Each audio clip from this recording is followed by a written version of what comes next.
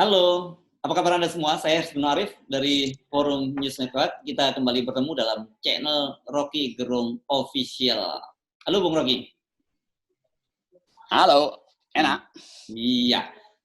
Kalau Anda mau ikut demo Omnibus Law bersama dengan para buruh, saya usulkan Anda mendengar nasihat dari Menteri Menko Perekonomian Erlangga Hartarto.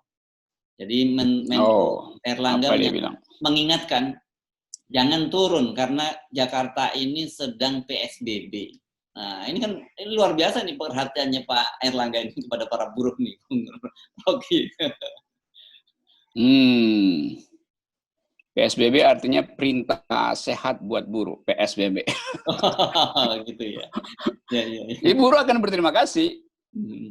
Karena akhirnya diberitahu oleh Erlangga bahwa hanya karena soal COVID itu bisa buruh itu dilarang alasannya. Jadi si buruh akan bilang oke, seluruh protokol akan kami siapkan itu. Jadi nanti akan jadi begitu lagi. Nah, yang kesulitan sebetulnya adalah petugas keamanan. Karena selalu diperlihatkan bahwa buruh jauh lebih tertib dari partai politik. Kan itu yang terjadi. Jadi buruh akan bilang, ya mending Anda ngaca sendiri deh. Parpol yang justru melanggar etiket dan protokol. Jadi saya kira buruh akan anggap bahwa ya itu oke, terima kasih Pak Erlangga. Tapi sebaiknya Pak Erlangga beresin dulu soal pilkada, karena itu yang justru potensi. Karena orang nggak minta amplop. Buruh itu pasti tertib, karena mereka nggak akan saling nunggu amplop, karena mereka udah selesaikan problem itu. Jadi sekali lagi, Erlangga itu nggak ngerti psikologi buruh. Buruh itu sangat tertib karena disiplin organisasi. Yang nggak tertib itu partai politik, karena disiplinnya dikendalikan oleh jumlah amplop yang beredar. Nah, orang kan jadi teringat bagaimana posisi Erlangga Hartarto ketika Gubernur DKI Jakarta Anies Baswedan mau memperlakukan PSBB yang waktu itu menyebutkan ditarik rem darurat. Kan bagaimana Erlangga Hartarto menentang mati-matian gitu. Nah, tapi kita tiba-tiba mau demo unjuk rasa Omnibus kok dia pakai senjatanya Anies gitu, PSBB. Ini kan lucu sekali. Saya kira Erlangga barusan ketemu Anies tuh dan punya kesepakatan bersama. Khusus buat buruh kita sama ya. Iya. Ini banyak inkonsistensi. Memang kalau waktu di Kalibata misalnya atau waktu di Surabaya kami melakukan deklarasi dan pernawiran ke Kalibata kan alasannya diminta untuk tidak melakukan itu karena protokol COVID gitu. Tapi di satu sisi orang yang unjuk rasa di luar dibiarkan seenaknya aja dan nggak pernah diperingatkan oleh COVID. Ini kan jadi agak masyarakat langsung terbuka melihat secara gamblang ada semacam sikap yang paradok gitu. Iya, ini semua terjadi karena Erlangga, Muldoko segala macam sulit untuk menafsirkan apa sebetulnya yang diinginkan oleh Pak Jokowi. Bahkan terakhir Pak Jokowi bilang COVID hanya bisa diselesaikan dengan ideologi Pancasila tuh. Benar juga itu. Wah, luar biasa itu, iya. Jadi bagaimana kita mau tahu tuh apa urut-urutannya tuh? Diselesaikan dengan sila pertama misalnya, atau diselesaikan dengan sila keempat, macam-macam kan pengertian itu. Jadi atau saya balik lagi tadi. Kalau dari peras jadi satu sila jadi gotong royong. Ada vaksin namanya Ekasila kalau gitu. Tapi kita yang serius ini soal Omnibus Law ini.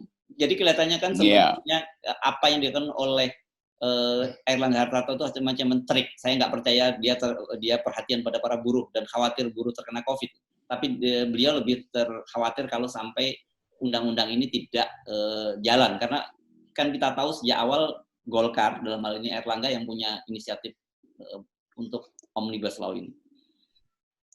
Ya, jadi tukar tambah udah selesai karena kemarin kan kita menduga bahwa PDIP akan menolak usulan itu karena PDIP menganggap bahwa itu porsi terbesar justru hanya buat Golkar. Demikian juga Gerindra. Tapi yang terjadi Gerindra dan PDIP akhirnya ikut di situ. Itu artinya kesepakatan di belakang meja udah selesai itu. Nah, kita nggak tahu apa nanti ada tambahan baru, reshuffle. Kan ini reshuffle seminggu lagi, mestinya di dalam tradisi Jokowi setelah wamen. Ada 2 wamen kan yang jelas disampaikan oleh Jokowi, ada 2 tambahan wamen di Menteri Trans dan juga Menko Koperasi. Iya, itu sinyal aja supaya mereka yang masih coba-coba menolak Omnibus Law sebaiknya berpikir, karena ada janji wamen itu. Tapi saya nggak percaya, karena ngapain wamen itu nggak ada nilainya sebetulnya kan. Mestinya kurangin wamen, ini nambahin wamen itu. Nah, mungkin itu gambaran bahwa nanti di dalam struktur ada nomenklatur baru tuh. Tapi itu janji yang udah nggak ada gunanya sebetulnya tuh, karena Omnibus Law pasti akan dipaksakan karena kebutuhan untuk segera mengumpulkan upeti dari konglomerat. Kan gampangnya seluruh aktivitas pembuatan undang-undang itu kan disembunyikan dari publik. Ya. Memang disebut ya udah ada konsultasi, iya, tapi konsultasi itu konsultasi yang diatur. Begitu selesai konsultasi, rapat diam-diam pergi ke hotel yang jauh dari pengamatan buruh ditinggalkan ulang. Jadi di dalam pikiran Erlangga soal Omnibus Law ini adalah pertaruhan dia, pertaruhan terhadap ambisi politiknya dan pertaruhan dia untuk sebut aja membayar janji-janji pada konglomerat, pada oligarki. Ya, jadi ini kira-kira skenario sama dengan undang-undang COVID ya, ya pasti akan goal dan kita, ya, gitu, sama. Kan kita lihat petanya juga nggak berubah juga, di situ ada PKS dan Demokrat yang menentang, kemudian semua yang lain ikut, bahkan termasuk PAN yang sejauh ini sebenarnya belum juga masuk dalam pemerintahan, tapi posisinya seolah-olah sudah ada di pemerintahan tuh kalau lihat posisi politik PAN. Iya betul, dan sebetulnya bagus juga karena blockingnya udah terjadi. Jadi sebetulnya persaingannya bukan lagi antara PKS, Demokrat versus koalisi pemerintah, tapi terhadap undang-undang itu dengan buruh, dan buruh makin solid dan makin mengerti bahwa ya tipu-tipu yang sebetulnya dijanjikan dulu melalui PDIP, melalui Gerindra. Kan dulu buruh mendapat sinyal bahwa PDIP dan Gerindra akan pro buruh, kan itu sinyalnya tuh. Karena itu buruh menganggap oke, kita masih bisa negosiasi, memasukkan pasal-pasal yang tidak merugikan buruh. Tapi ternyata PDIP dan Gerindra en bloc masuk ke dalam persekutuan, memberi persetujuan pada Omnibus Law. Jadi ideologi buruh justru mengental karena semacam merasa ditipu di dalam negosiasi politik. Karena itu kalau dianggap bahwa sudah dilibatkan, loh pelibatan itu akhirnya diabaikan. Karena tidak ada partai lain selain Demokrat dan PKS yang dari awal memang sinyalnya menolak, yang kemudian mengakomodasi kepentingan buruh.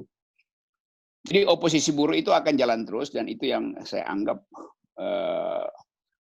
agak riskan sebetulnya di dalam upaya kita untuk, kalau dalam pikiran Presiden, kita bergotong royong menyelamatkan Indonesia.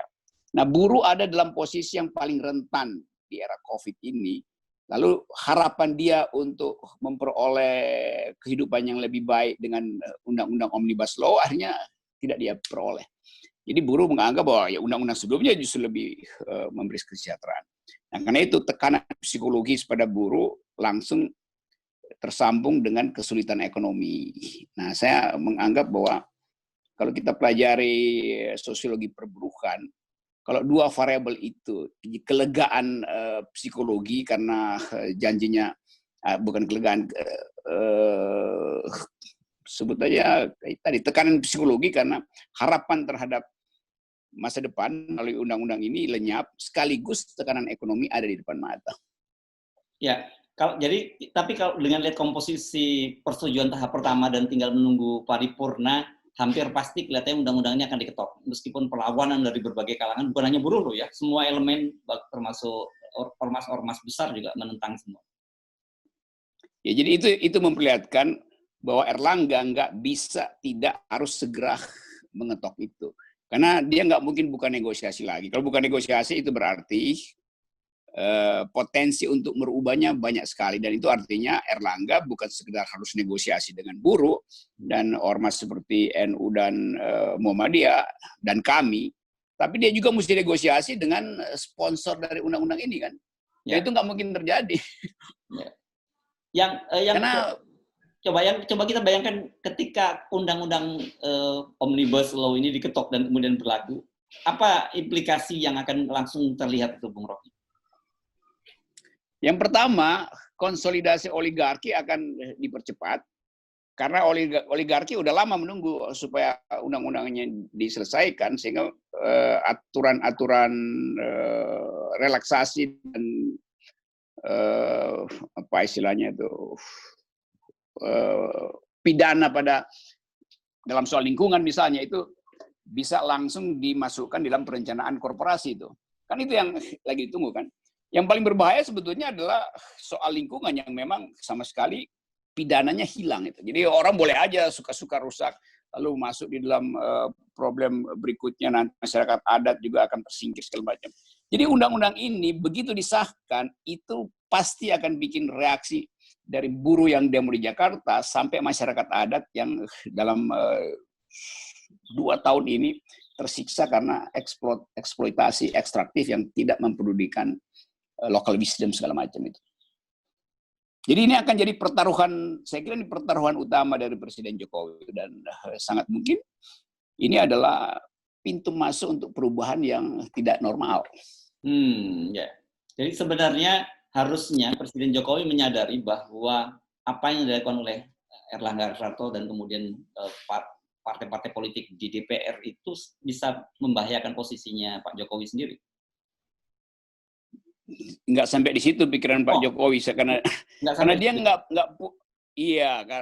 karena dia nggak punya pengetahuan tentang masyarakat adat, nggak punya pengetahuan tentang perburuhan segala macam. Dan yang lebih penting lagi, dalam bayangan saya ini kan undang-undang yang dibuat paling oleh 4 orang tuh. Erlangga pasti terlibat di situ.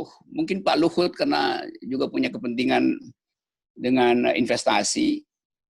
Lalu BIN pasti punya variabel dalam undang-undang itu, dan 1 orang lagi mungkin berempat aja pasti, dan itu pasti setelah selesai lalu disodorkan pada Jokowi, tapi Pak Jokowi pasti nggak akan baca detail undang-undang itu seperti kebiasaan. Kalau presidennya punya kemampuan untuk menganalisis, dia pasti akan minta, coba saya lihat dulu soal perpajakan, coba saya lihat soal perburuhan, coba saya lihat soal lingkungan. Lalu dia undang staf khusus dia untuk kasih poin terhadap 4 bidang itu. Tapi kelihatannya Jokowi sebagai presiden, ya udah apa yang disodorkan di situ, ya udah dia tutup mata aja, tanda tangan.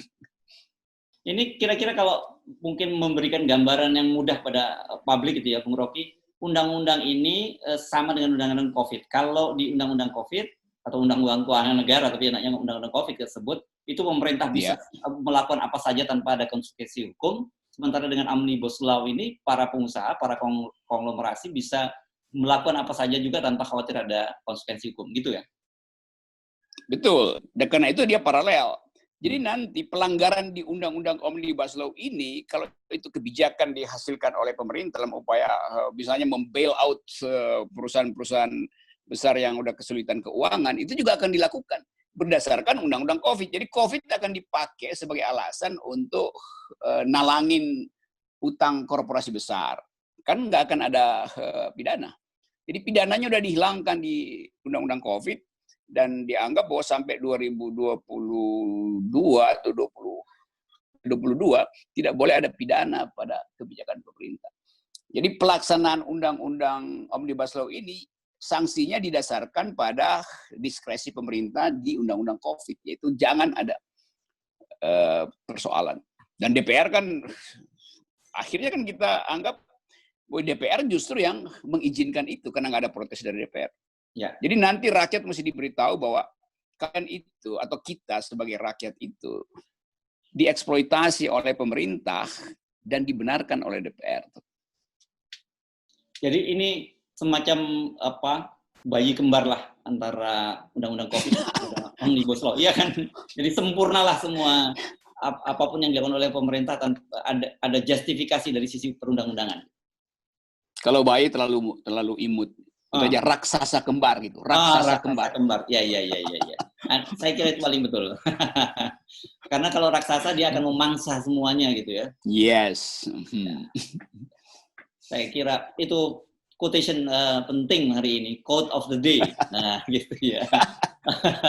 COVID dan ini adalah raksasa kembar. Terima kasih, Bung Rocky Gerung. Yes, oke.